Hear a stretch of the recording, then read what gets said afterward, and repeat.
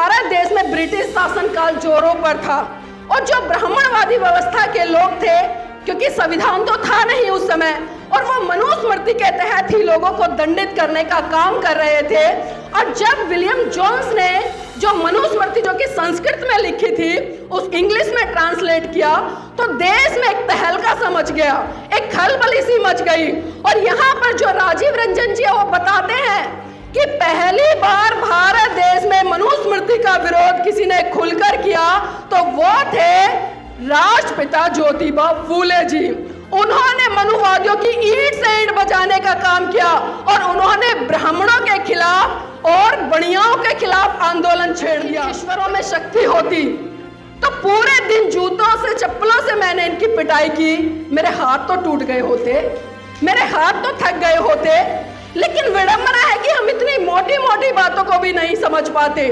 आपको कबीर जी ने साफ साफ कहा कि पाथर पूजे हरि मिले, पाथर पूजे हरि मिले तो मैं पूजू पहाड़, तासे तो चाखी भली जो पीस खाए संसार। हर तरह से महिलाओं को कहीं ना कहीं पुरुषों के अधीन रहने के लिए विवश किया गया, उसको कहीं भी आजादी नहीं दी।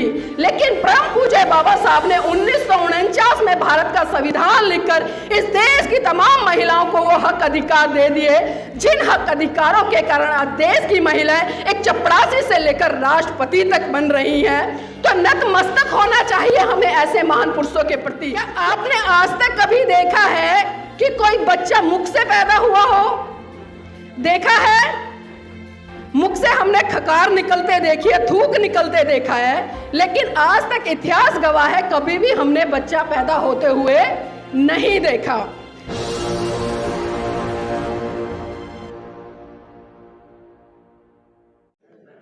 साथियों, जो कौम अपना इतिहास नहीं जानती, जो कौम अपना इतिहास नहीं जानती, वो कौम अपना इतिहास नहीं लिख सकती। परम पूज्य बाबा साहब ने संविधान के तहत हमें तमाम हक अधिकार दिए, लेकिन विडंबना है कि 1949 से लेकर और आज 2024 तक हम तमाम संवैधानिक अधिकारों के लिए आज भी कहीं ना कहीं जूझ रहे हैं। आज धीरे धीरे करके हमसे हमारे तमाम संवैधानिक अधिकार छीने जा रहे हैं, हमारे मौलिक अधिकार छीने जा रहे हैं। इसके पीछे कारण क्या है, इस विषय पर भी हमें चर्चा करनी पड़ेगी, क्योंकि विषय दिया गया है सांस्कृतिक परिवर्तन दिवस। और मेरा मानना है कि इस देश में शुरू से दो संस्कृति की लड़ाई रही है। परम पूज्य बाबा साहब भी अक्सर कहते चले गए कि भारत देश में दो संस्कृतियों की लड़ाई है। अब हमें समझना पड़ेगा कि आखिर वो दो संस्कृति कौन सी हैं और कौन सी संस्कृतियों के बीच में आज लड़ाई हो रही है।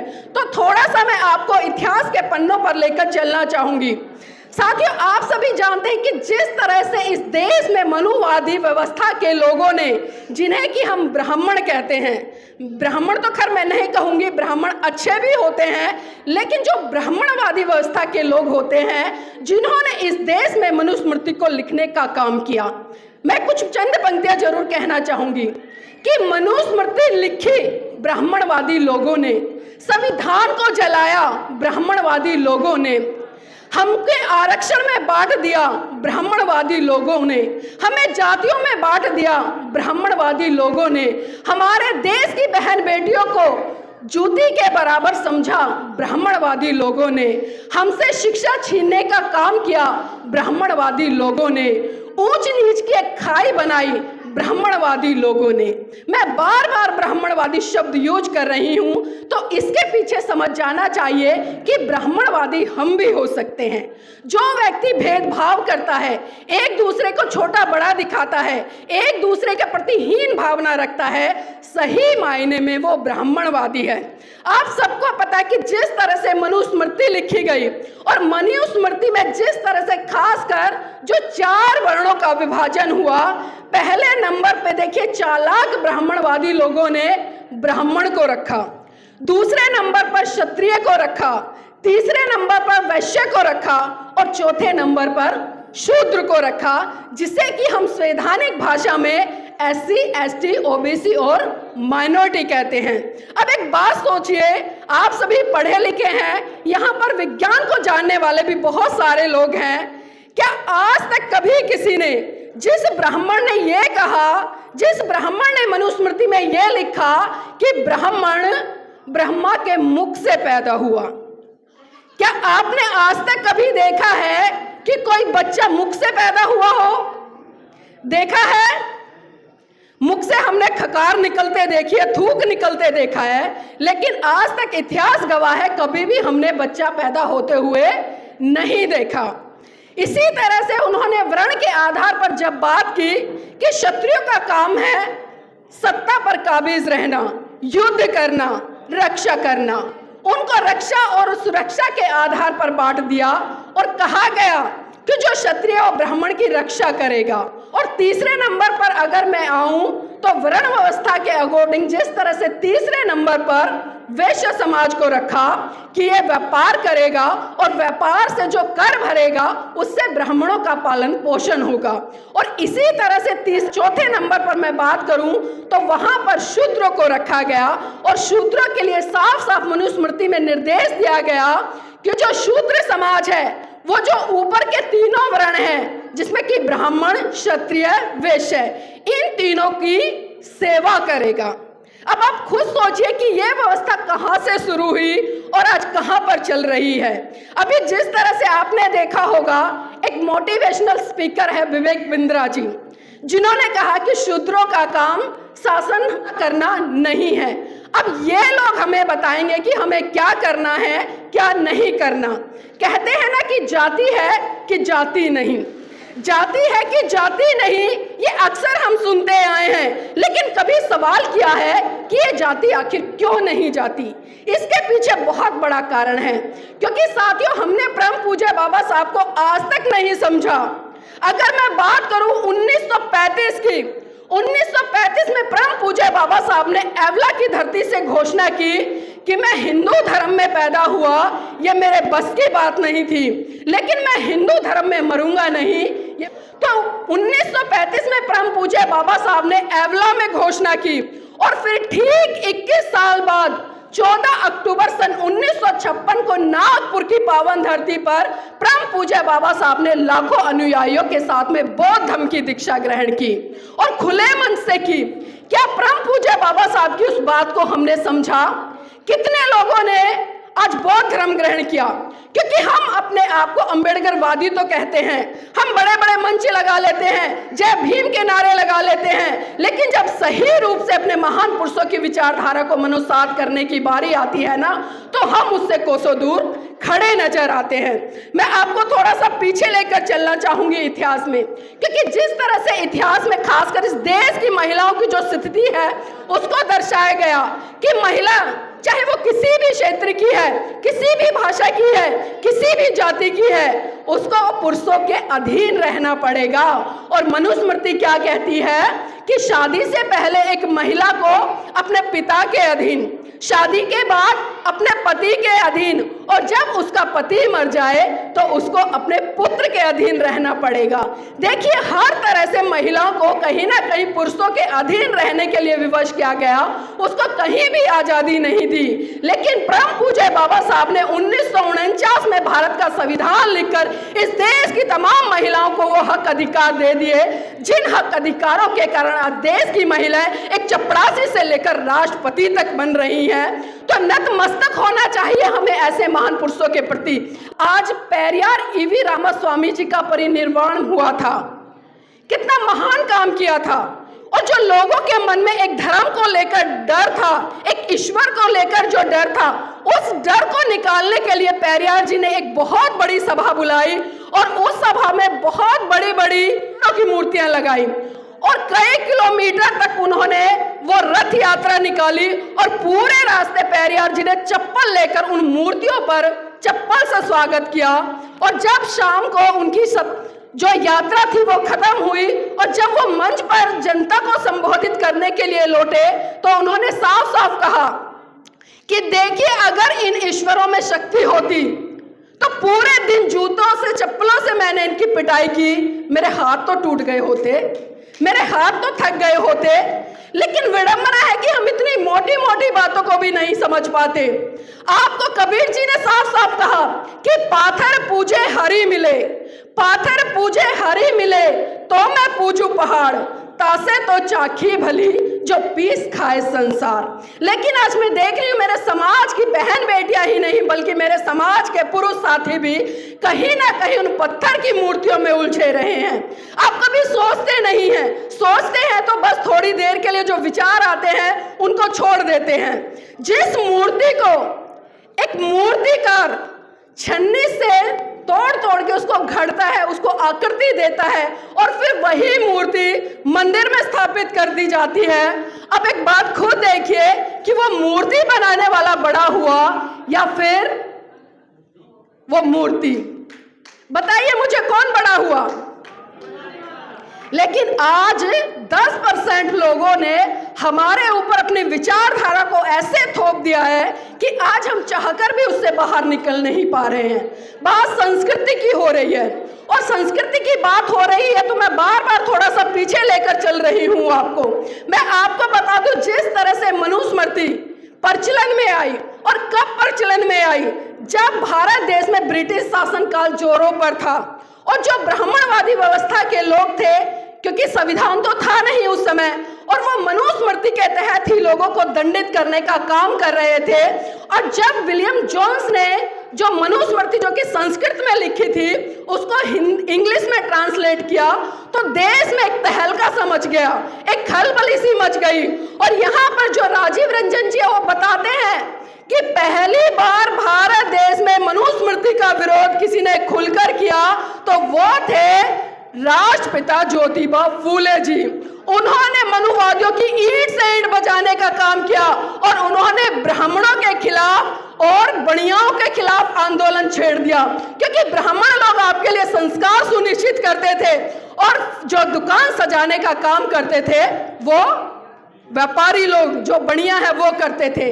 तो बड़े जोर पर इसका विरोध हुआ और धीरे धीरे आते आते जब परम पूज्य बाबा साहब ने इन सभी धर्म ग्रंथों को पढ़ा तो साथियों 25 दिसंबर सन 1927 का वो दिन था जब परम पूज्य बाबा साहब ने महाराष्ट्र के रायपुर में मनुस्मृति को आग के हवाले कर दिया।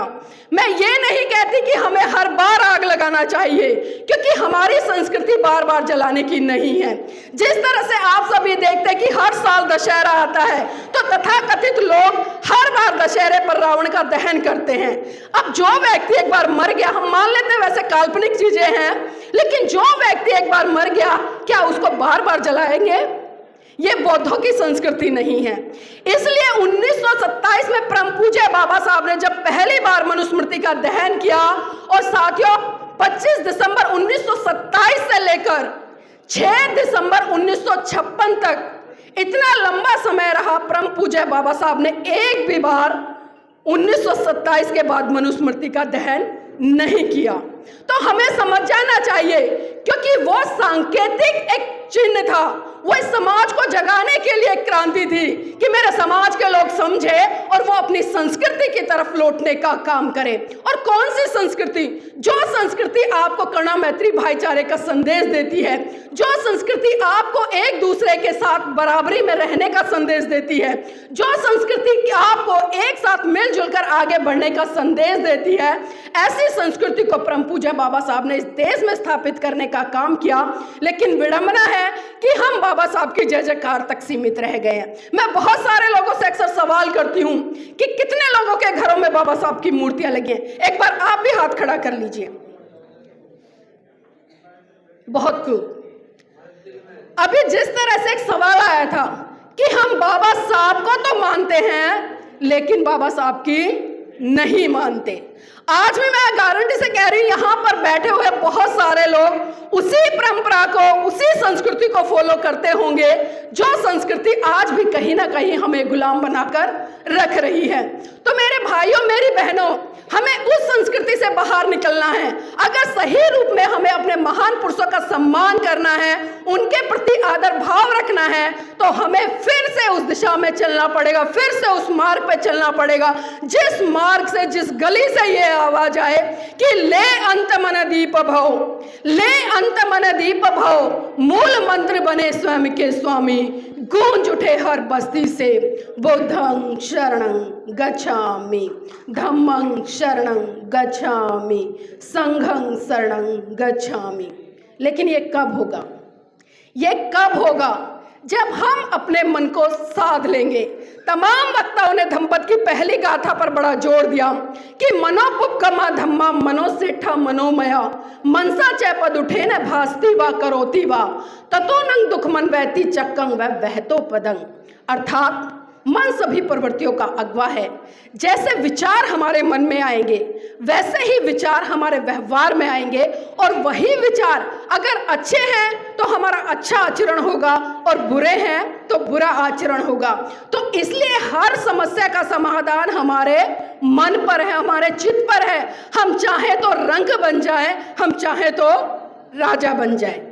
तो ये हमें सोचना पड़ेगा कि आखिर हम किस दिशा में काम कर रहे हैं। और अभी बड़ी बहन अर्चना गौतम जी ने जिस तरह से, क्योंकि संस्कृति की बात की, संस्कृति में बहुत सारी चीजें आती हैं और मनुस्मृति में साफ साफ लिखा है कि अगर किसी समाज को गुलाम बनाना है तो सबसे पहले उस समाज की महिलाओं को धार्मिक कर्मकांडों में झोंक दो, आपका पूरा काम हो जाएगा, कुछ करने की जरूरत नहीं है।